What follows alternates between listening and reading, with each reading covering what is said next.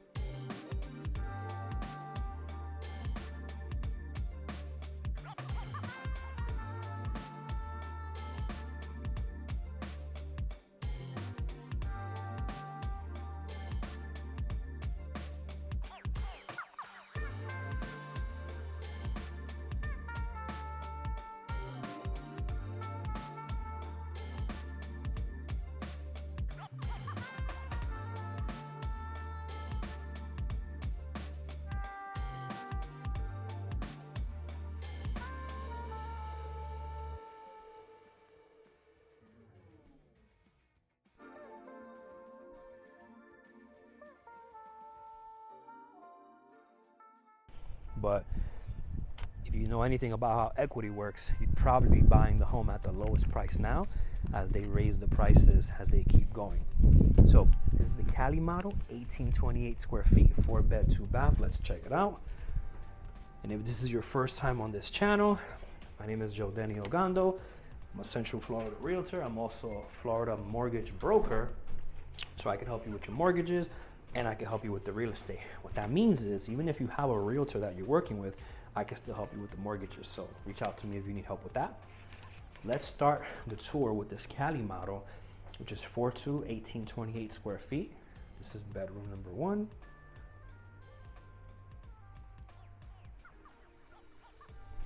You have a nice sized bedroom here. And then you have bedroom number 2 right next to the first bathroom.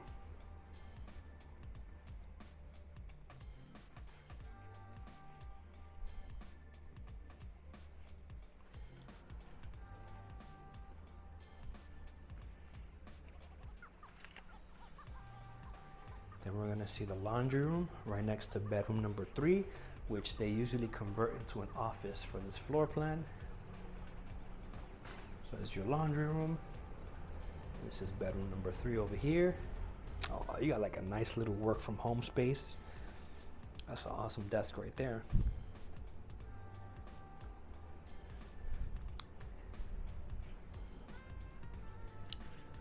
So Twisted Oaks in Wildwood, I did see that there's also a Pulte side as well as a D.R. Horton side. So you have 2 builders, 982 homes at the completion of the build out.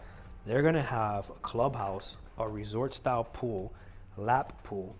You're gonna have a dog park, an activity lawn, exercise room, pickleball courts, hammock area, yoga lawn, fire pits, golf cart parking, and a playground. So you're gonna have all those amenities alongside your 981 neighbors. This is the kitchen and the living room. Then you have your nice little covered lanai back here. Just gotta screen it in.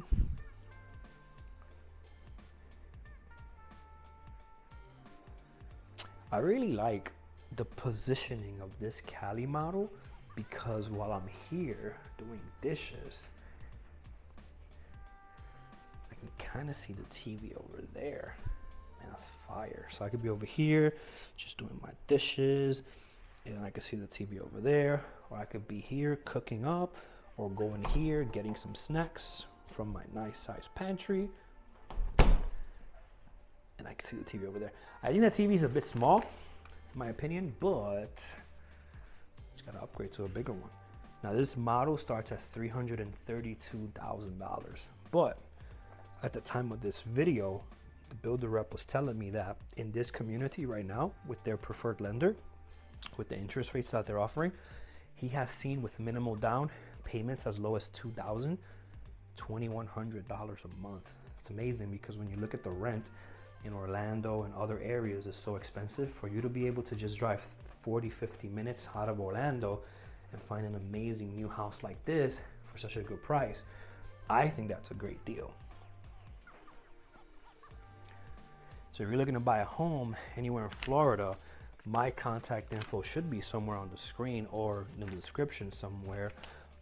Best way to reach out to me is probably text me. I'm always with a client, and then I'll call you as soon as I can. And if you found any value in this video, consider subscribing to this channel, drop a like on this video, and I will see you on the next one. All right, so we're back at the home studio for a little bit. For those of you who have seen my videos before, you know what I'm about to talk about, so you can finish the video now. For those of you who are new here, this is where we're gonna talk about the steps of buying a home, some of the numbers associated with that, and as well as some things to look at as far as life expectancy goes with some of the big items. So as far as like some of the steps when you're buying a home, one of the first steps is consulting with a real estate agent like myself. We're able to put together like a synopsis of like what you're looking for, your time frame, budget, and especially with someone like me, I'm also able to help you with your mortgage needs. I'm also a licensed mortgage broker account executive. So with one credit pool, I'm able to shop multiple lenders at one time to see what type of programs you qualify for, what type of options there are, if there's any down payment assistance programs. We have all sorts of different programs being a mortgage broker. So after we get past that initial consultation of kind of like seeing what you're looking for, and you know, some of my clients call me from other states, so this could be like a Zoom call, this could be a phone call, but there's a lot of times where someone calls me, right? They're hyped up, they saw my video on a weekend and they call me and they're like, oh, I'm looking for this, start sending me this, and then completely ghost. And then there's times where we take the extra step of doing that consultation and actually talking about the goals and everything, and those relationships have, you know, blossomed into actual transactions, and those nurtures were so much better. So depending on how motivated you are, I'm gonna pick up the phone or call you back, but you get to decide where it goes next, where it's just a property list being sent to you that doesn't go anywhere because you have 30 different realtors sending you property lists, or if you actually need someone like me who sold hundreds of homes, is also in the mortgage industry as well as the real estate industry, and actually knows what they're doing and have gone through many different scenarios where I might have, you know, a thing or two I can, you know, help you with on your journey. So you get to decide that. But basically you first want to do that consultation and talk about what the needs are. Then we want to start putting the property list together, you know, tailored to like how, you know, what you're looking for. And I do this two ways. I have an automated search and I have a manual search. Sometimes the automated search goes out too many times where it ends up in your junk or spam folder. After we've identified the properties that you want to check out, we go check them out either in person, or we'll do a video tour for you where we'll send you like a recording of it or virtual tour. And then we want to negotiate the offer. So those steps are, you know, consulting with an agent, putting the property search together, getting pre-approved if you need to, or having your proof of funds ready, seeing the properties, negotiating an offer. Then we get into the contract.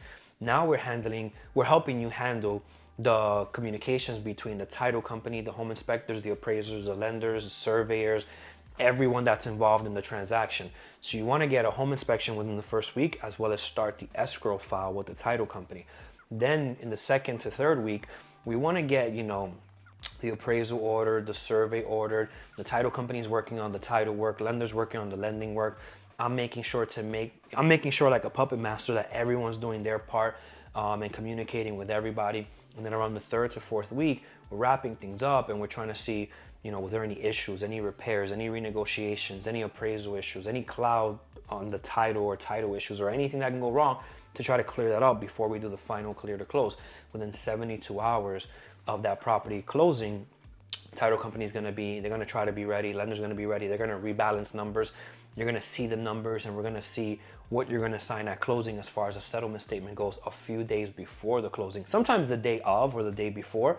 But normally you'll have access to that before you get to like the closing table. So there's no surprise on what the numbers are gonna be. And in all those steps, it could take anywhere from 3 weeks to like 6 weeks or even longer, depending on, you know, what could go wrong. And who you work with does matter, because sometimes we can kind of like see in advance, you know, this might be an issue.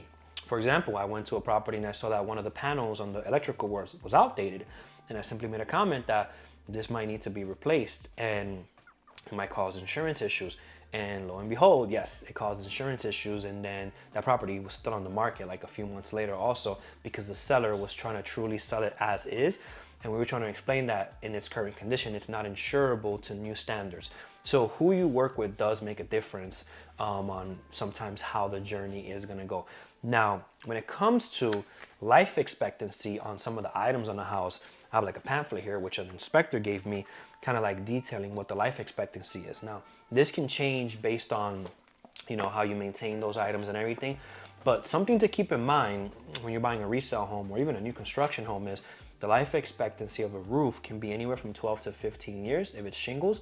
So sometimes you'll get it like pressure washed or cleaned up real good, but the inspector's job is to determine how much life is left on that roof. And if there's not a lot of life left on it, the insurance companies might give you issues when you're trying to buy the home, trying to reinsure that. So the current coverage doesn't just disappear. For example, the new coverage might not be an option if there's not much life left on it. There's many different ways to negotiate a roof. Sellers can go and get it replaced. They can throw a concession on the deal. If the house appraised for higher than what you're buying it for, we can raise the price of the house, ask for some concessions back. The seller nets the same amount of money and you're able to finance or walk out with cash at closing to do some of those repairs that you want to do. Now, getting insurance temporarily sometimes is an issue as well if you have one of those big items that need, you know, to be addressed, but we have our workarounds that we've done before. So as far as like roofs go, 12 to 15 years. If it's a standard shingle, if it's a metal roof, you got up to 60 years coverage there, 60 years. Now, as far as cooling goes, central air, 10 to 15 years, depending on how you maintain it. We had one instance where we showed the house and the AC was like, the HVAC was like 29 years old, but that thing still ran smooth. So what the seller did was they basically added a home warranty to the equation just in case if it goes bad in the first 12 months, because they were not gonna replace it. If they kept maintaining it every year and got, you know, parts replaced and everything, they just were not gonna pay the expense to get that fixed. And it was almost a deal breaker, but it was working perfectly fine, and the buyer was okay with getting a home warranty on it. Now, as far as plumbing goes, if the property's on septic or well, septic, the sewer pump, 5 to 10 years, and then the well pump, about 10 years. So when you're buying a property with septic or well, you want to get those inspected as well. It will cost more money to get those inspections, but trust me, it could save you some money if there's potential issues that you can't see at the moment, to negotiate that before the deal is closed. So it's worth it, in my opinion, to pay for those extra inspections. And then as far as appliances go, a dishwasher could last 5 to 12 years, a dryer 10 to 25 years, garbage disposal 5 to 12, oven range 15 to 20, and a washing machine 5 to 15 years. Those are some of the life expectancy of some of those items throughout the house, for you to keep in mind when you're buying a property. Now, always consult with a professional inspector to actually check the property out, obviously, to get their opinion on that. Now, as far as like what it costs to buy a home, I have in front of me a settlement statement from a recent closing that we did, and I wanted to go over what's going to be outlined on this document that you're going to sign at closing. So you're going to have the section with the financials first, which is going to show the sale of the property price, any deposits, any loan amount. So what you're buying it for, what deposit you put down, and then what the mortgage is going to be on it, if there is one. That's going to be right there. Prorations and adjustments. So any county taxes are there, HOA assessments are there, anything that has to do with the prorations or adjustments are going to be there. The next section is going to be loan charges. That's where you're going to see any points, origination fees, underwriting fees, flood certification, tax certification, prepaid interest, and then you have loan charges and other loan charges. Impounds are next. So we have homeowners insurance. In there is the impounds, and then title charges are going to be on the next section. And then we're going to have commissions, depending on when you're watching this video. If it's before August 17th, 2024, commissions are being handled a certain way. And then after August, or on August 17th and after, commissions are being handled a different way. and they're going to be paid out a little bit differently. It's going to be negotiated up front with the buyers, because for a long time the sellers were the ones that just flat out paid the commission. Now they're changing some of the rules up, and I'm not a lawyer or anything, but we have our ways of how we're going to navigate those waters when the time comes. Depending on when you're watching this video, the way that the commission is being paid out can change. So that's something your buyer's agent or me would negotiate directly with you. Commissions is next. Government recording and transfer charges, any payoffs on the mortgage is going to be next, and any miscellaneous fees. Now, one of the things that's very confusing when you're buying a house is property taxes and homeowners insurance. So what happens is, when you're buying a property, the property taxes are going to be prorated between the seller and the buyer. And the scary part is that a lot of people see it as, oh, the taxes went up. Well, no, the taxes were reassessed eventually after you bought the property. So what happens is, sometimes homes don't go for sale for a very long time, and they're at a certain, rate with their taxes, or, tax amount every month. And then after some years of the home being sold, the current tax rates or whatever are going to be higher. So when the home gets reassessed about a year later, the property taxes are going to adjust to what they should be. And it scares a lot of people, because that means that the numbers are going up. Because a lot of times when you're buying homes, a lot of times they're a little bit higher. You're buying it at a higher price than what they sold before. There are some times in like the luxury market where you're buying houses that were super expensive and they get super low, but based on my history and my sales, our averages are like 350K price points. We've sold over $34 million in homes, and at an average of like 350. Those are like gonna be like scenarios where they appreciated as we help those buyers buy those. Not too many scenarios where they depreciated. So the property taxes get adjusted up. And what happens after that is the homeowner's insurance is also charged up front. So property taxes, homeowner's insurance is charged up front to get paid out at closing. But then your mortgage is due about a month or two later, and you're gonna see it again monthly now, property taxes and insurance, and that confuses people. But what's happening is they're prepaying it now for the next payment for the following year. And the mortgage company is putting that into an escrow account, where at the end of the year or when it's due, they'll then make that payment for you. And what's scary is that if the lender you're working with doesn't escrow the correct amount, then what happens is there could be a shortage when that time comes, and then you'll have to pay the difference at that time. And another thing is, sometimes to make deals work, lenders will just use the current tax bill and not tell anyone that it's gonna readjust. And it could be a scenario where they're super close in DTI for qualifying. And if anyone were to say anything about that, then they may not qualify. So the lender doesn't say anything. And then a year later, you get surprised with that bill and it's higher, and you truly can't afford the house anymore. So that's just it's a tragedy, that then you have to sell your house or short sell it or rent it out or do something, because you're surprised a year later when you just finished settling into your beautiful home that now it's gonna be more expensive. That's information on property taxes, the numbers, life expectancy, and what to expect on when you're buying a home.